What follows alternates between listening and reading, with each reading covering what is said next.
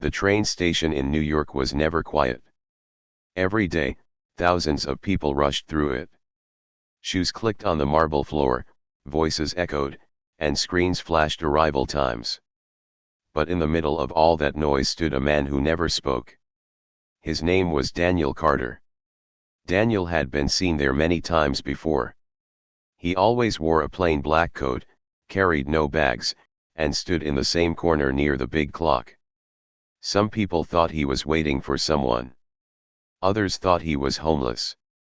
But the truth was different. No one really knew who he was, and no one had ever heard his voice. People whispered stories about him. "Maybe he's mute," one woman said.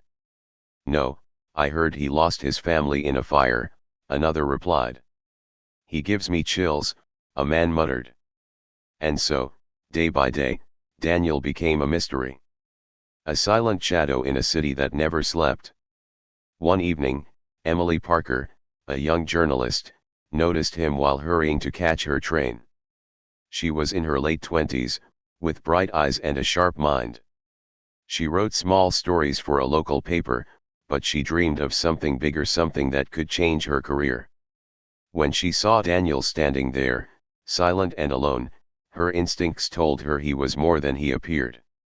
At first, she only watched him from a distance. She noticed how his eyes searched the crowd, not with fear but with a strange sadness. He looked like a man who had lost something he could never get back. Emily felt curious. Why did he come here every day? Why did he never speak? The station clock struck 6, and people pushed past him in waves. A fight suddenly broke out near the ticket line. Two men started shouting, and then fists flew. Bags dropped, children cried, and chaos filled the air. Emily froze, unsure of what to do. Security guards were far away, and the fight was getting worse. But then, Daniel stepped forward. For the first time, he moved out of his corner. His steps were slow, steady, and silent. He walked straight into the fight, his black coat brushing against people as they pulled back to watch. The two men ignored him at first, still locked in anger. But then Daniel opened his mouth. And he spoke. Just one word. No one had ever heard his voice before, and it was not loud. Yet somehow, it cut through the noise, sharp and clear. The two men froze. The crowd went silent. Even Emily felt her heart stop. The word was simple, but it carried weight. It carried pain. It carried something that no one could explain. The men who had been fighting lowered their fists. Their anger faded, replaced by confusion. The crowd slowly parted, whispering. "Did you hear that?" someone said. He spoke. What did it mean? Daniel said nothing more. His lips closed, his eyes dark, and he stepped back into his corner as if nothing had happened. But the silence he left behind was louder than the chaos that came before. Emily's hands trembled as she clutched her notebook. She didn't know why, but that one word had shaken her. It wasn't just a word. It felt like a secret, a warning, and a prayer all at once. She couldn't even explain it, but she knew one thing for sure: this was her story. For the rest of the evening, the station buzzed with rumors. Some claimed the word was in another language. Others swore it was a name. A few said it had made them feel something deep inside, something they hadn't felt in years. Emily couldn't stop thinking about him. Who was Daniel Carter? Why had he been silent all this time? And why did that one word carry so much power? That night, she returned home but couldn't sleep. She played the moment again and again in her head. His face, his voice, that word. It was as if he had unlocked something hidden in the city, something waiting to come alive. The next morning, Emily returned to the station. Daniel was there again, standing in his corner, silent as ever. She wanted to walk up to him, to ask him questions, but something held her back. His eyes were distant, almost warning her to stay away. Still, her reporter's heart refused to let go. She knew there was a reason for his silence. People didn't just stop speaking without a story behind it. She decided she would follow him, learn about him, and uncover the truth. What she didn't know was that her choice would not only change her life, but also the lives of millions. Because Daniel Carter was not just a silent man. He was the man who would speak one word and change a nation. The news spread faster than anyone expected. By the next morning, the whole city was whispering about the silent man who had spoken just one word. Emily Parker had written her article late at night. She didn't give away everything, she didn't even write Daniel's name, but she described what she had seen. One word stopped a fight. One word silenced a crowd. That was the headline. She thought maybe a few people would read it. But when she woke up, her phone was full of messages. The story had gone viral. Other newspapers copied her words. Radio shows talked about it. On social media, thousands of people were asking the same thing: what was that word? Who was that man? Emily sat in her small kitchen, coffee in hand, staring at the screen of her phone. She had wanted a big story. Now she had one. But it was bigger than she ever imagined. By the afternoon, TV cameras were already at the train station. People came not for their trains, but to see if the silent man would speak again.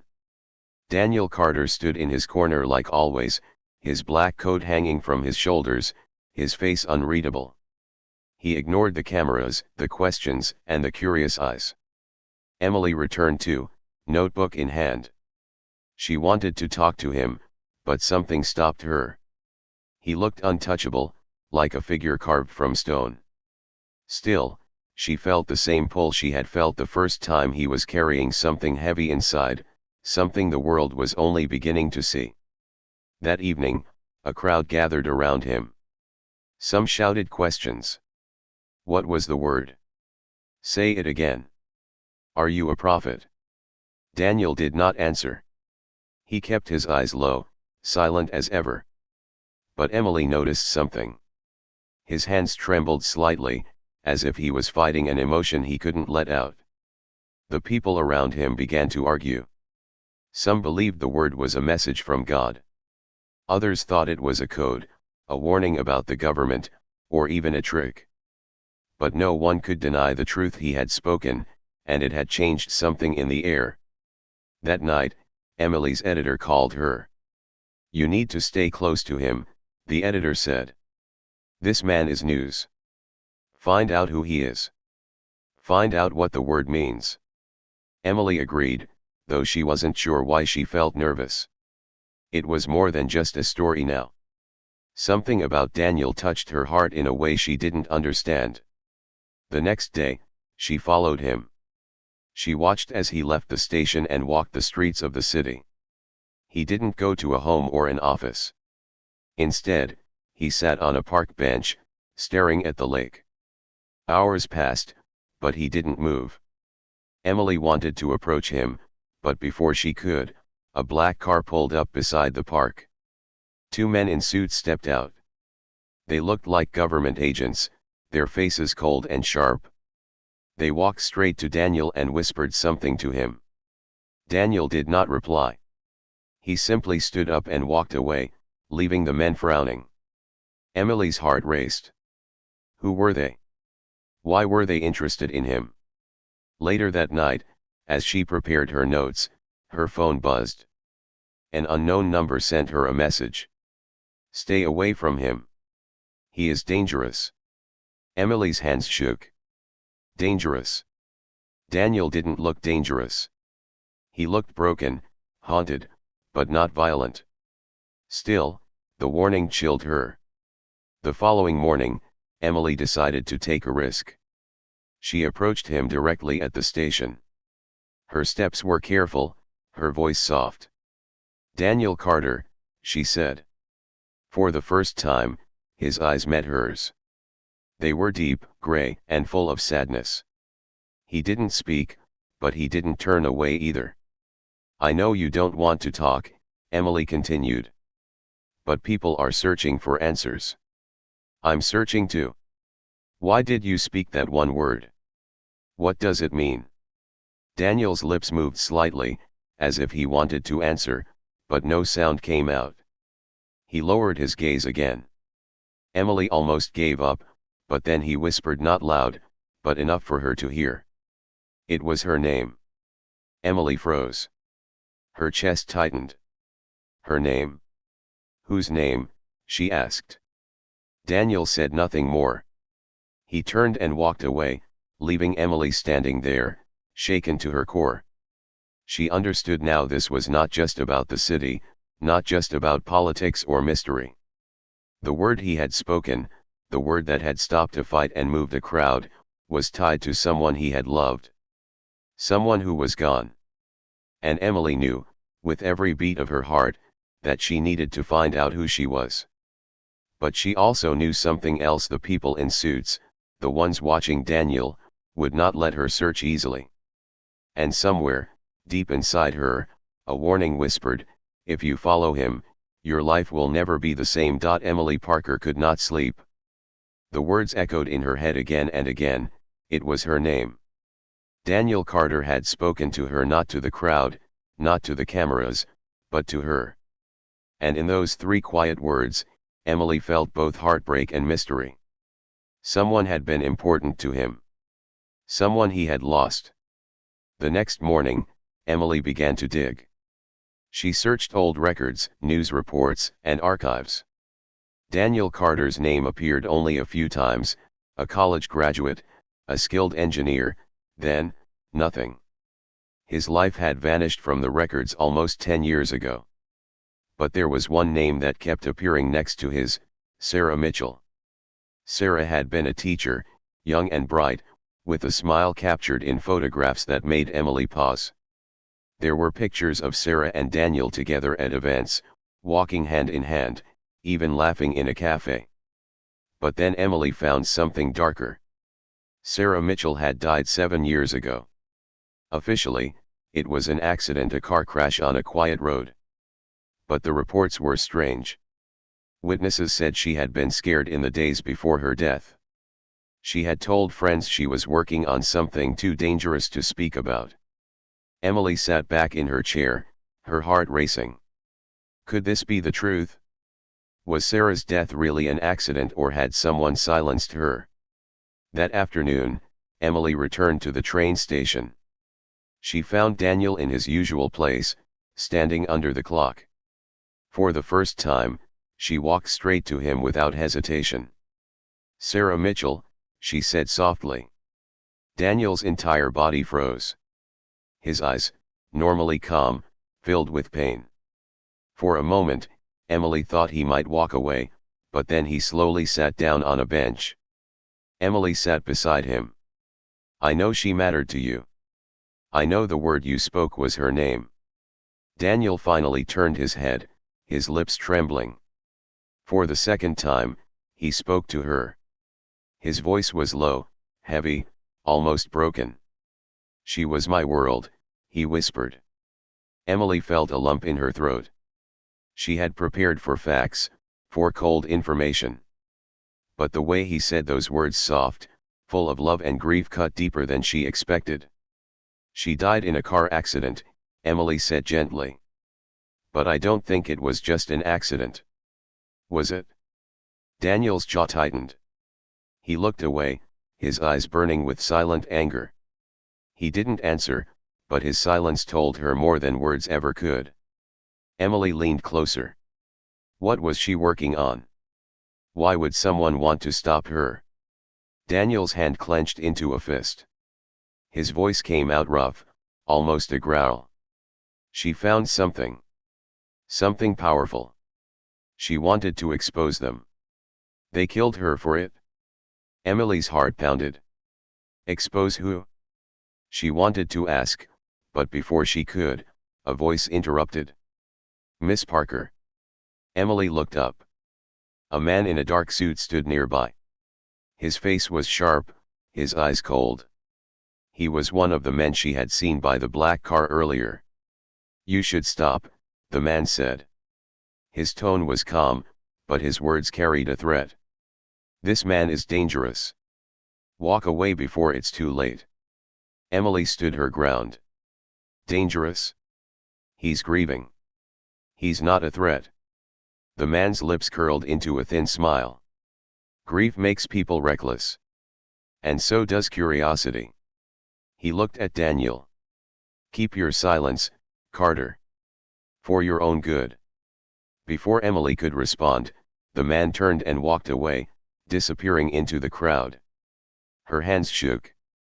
Fear crawled up her spine, but she looked at Daniel and saw the truth: he wasn't dangerous. The danger came from the people trying to silence him. Emily whispered, "They killed her, didn't they?" Daniel finally nodded. His voice cracked as he said, "Sarah was going to tell the truth about corruption. She wanted the people to know. They made sure she never spoke again." Emily swallowed hard. Now she understood why his one word had shaken the nation. It wasn't just a name, it was a cry for justice. It was a reminder of a woman who died for the truth. But there was more. She could feel it. Sarah's death was only part of the story. And Daniel's silence, it was more than grief. It was survival. That night, Emily wrote another article, but she didn't publish it. Not yet. The truth was too dangerous, and she feared what might happen if she released it too soon. Instead, she sat at her desk and whispered to herself, "Sarah, whoever you were, your story isn't finished. And I'll make sure the world hears it." What Emily didn't know was that she was already being followed. A car waited outside her apartment, its windows dark, its engine silent. Inside, two men watched her light go out. "She's getting too close," one of them muttered. "Then we make sure she stops," the other replied coldly. Inside her room, Emily finally closed her eyes, unaware that the storm was already moving closer. Emily Parker woke the next morning with a strange feeling in her chest. She had spent the night thinking about Daniel's words, about Sarah, and about the shadowy men who wanted the truth buried. She knew her life had changed forever the moment Daniel whispered, "She was my world." Her phone buzzed with dozens of messages. Readers wanted more. News outlets demanded answers. But Emily didn't write another article. Not yet. The story was no longer just about headlines, it was about Daniel, about Sarah, and about something bigger than she could fully see. By noon, Emily made her way back to the park where she had last spoken to Daniel. She found him sitting on a bench, staring at the lake again. His black coat looked heavier than usual, as if it carried the weight of his grief. Emily sat beside him without asking. For a long time, neither of them spoke. The silence was heavy, but it wasn't empty, it was filled with unspoken words. Finally, Emily broke it. "Daniel," she whispered, "I need to know everything." He didn't look at her at first. His eyes stayed on the rippling water. Then, slowly, he began to speak, not one word, not two, but a full sentence. His voice was low, rough, and trembling, but it carried power.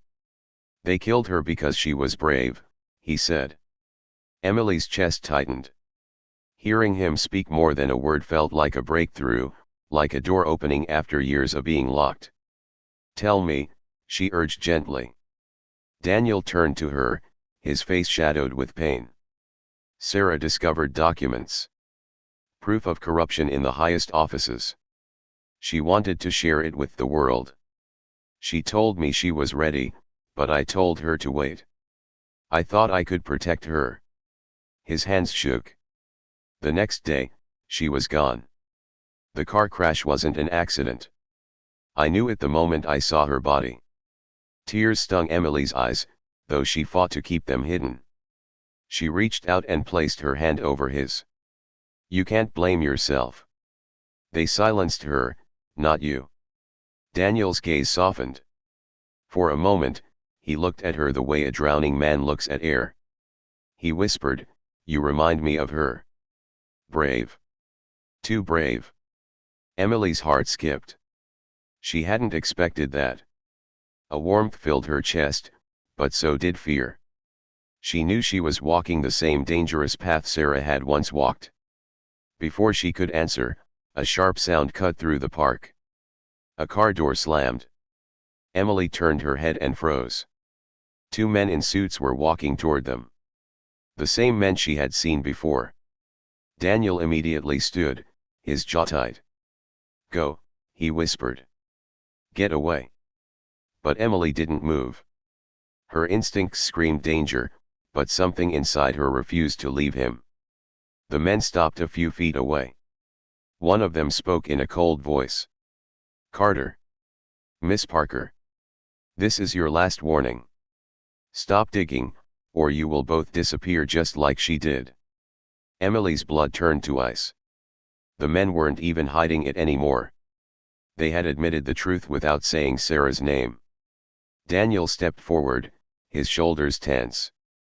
"You killed her," he growled. The man smirked. "And we can kill again." Emily grabbed Daniel's arm. "Don't," she whispered urgently. She could feel the anger burning in him, but she knew they couldn't fight here, not like this. The men turned and walked away, but their message was clear: they were being watched. That night, Emily couldn't shake the fear. She sat in her apartment, pacing the floor. Then she heard a knock on the door. Her heart jumped. Slowly, she opened it and there stood Daniel. His eyes looked tired, but there was something else in them too. A quiet strength. "You shouldn't be alone," he said. Emily let him in. They sat at her kitchen table, the city lights glowing through the window.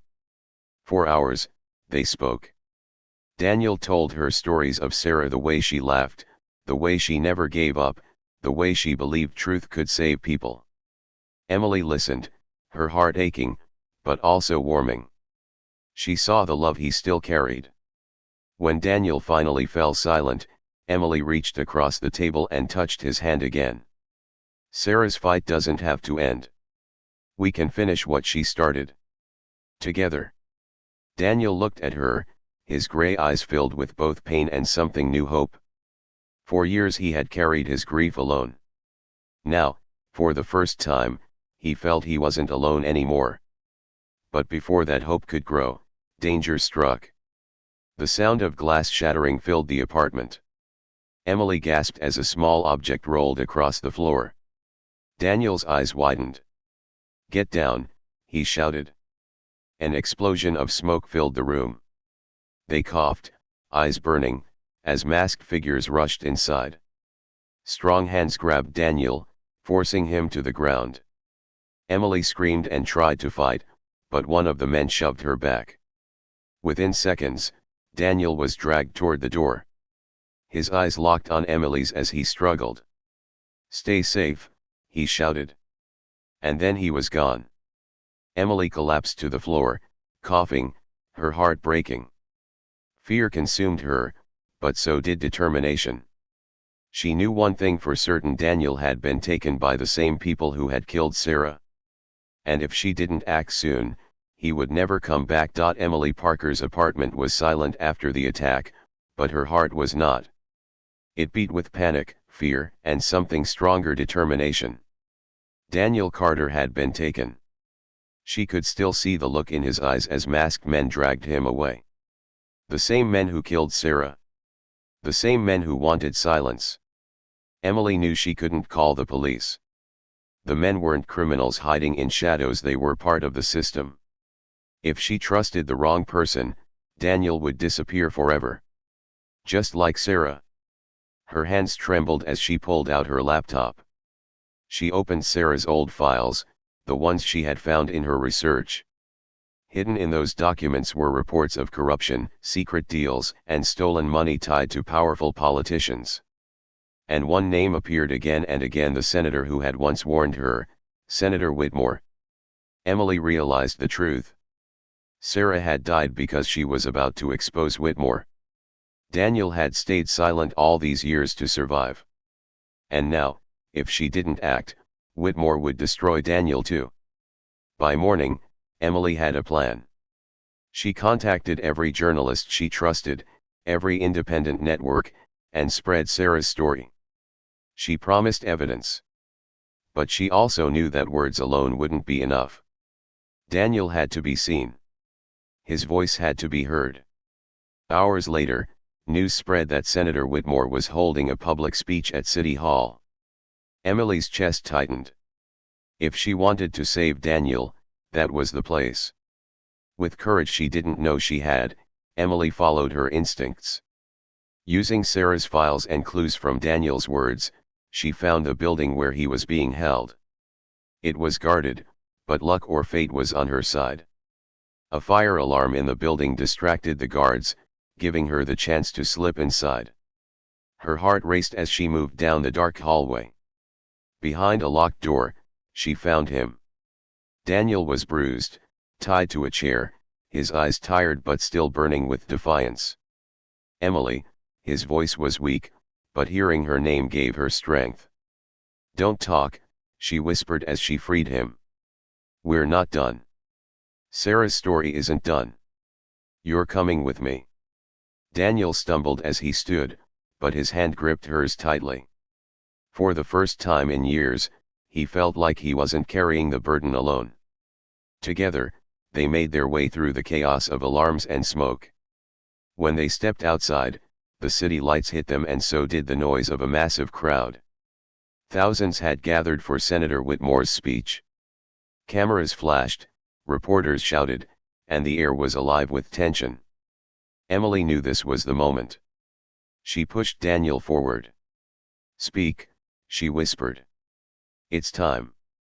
Daniel stepped up onto the steps of City Hall. His face was pale, his coat torn, but his presence silenced the crowd. People recognized him instantly, the silent man, the mystery of the nation. Senator Whitmore froze on the stage, his face draining of color. He shouted at his guards, but the crowd's attention was already on Daniel. For a moment, Daniel said nothing. His lips trembled, his throat tight. He had carried silence for so long it felt like chains. But then, he looked at Emily. She gave him a small nod, her eyes filled with trust. Daniel opened his mouth. And he spoke. Not a speech. Not a long explanation. Just one word. The same word he had spoken in the train station. The word that carried love, grief, and power. The word that belonged to the woman who died for the truth. Sarah. The crowd erupted. Some gasped, some cheered, some wept. Reporters shouted questions. Cameras zoomed in. And Emily, tears in her eyes, stepped forward and shouted the truth. She was Sarah Mitchell. A teacher, a fighter, and the woman they killed because she wanted to expose Senator Whitmore's corruption. She was his world and they silenced her. Gasps turned to anger. The crowd chanted Sarah's name. Phones streamed live, broadcasting the moment across the nation. Senator Whitmore tried to shout over them, but it was too late. People no longer believed him.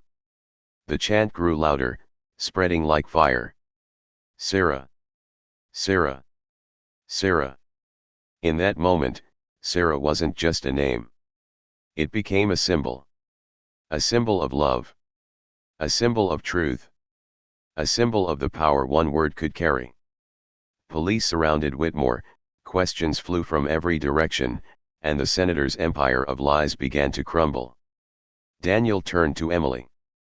His eyes, once dark with grief, now shone with something brighter. Hope. You did this, he whispered. Emily shook her head. No. We did this. You spoke. Finally, you spoke. Daniel let out a shaky breath. I thought silence was the only way to survive. But Sarah was right. The truth is louder than fear. Emily smiled through her tears. And love is louder than silence. As the crowd continued to chant, Daniel reached for Emily's hand. For the first time since Sarah's death, he didn't feel broken. He felt alive. He felt ready to live again. The man who had been silent for years had spoken one word. And that one word changed not only his life, but an entire nation.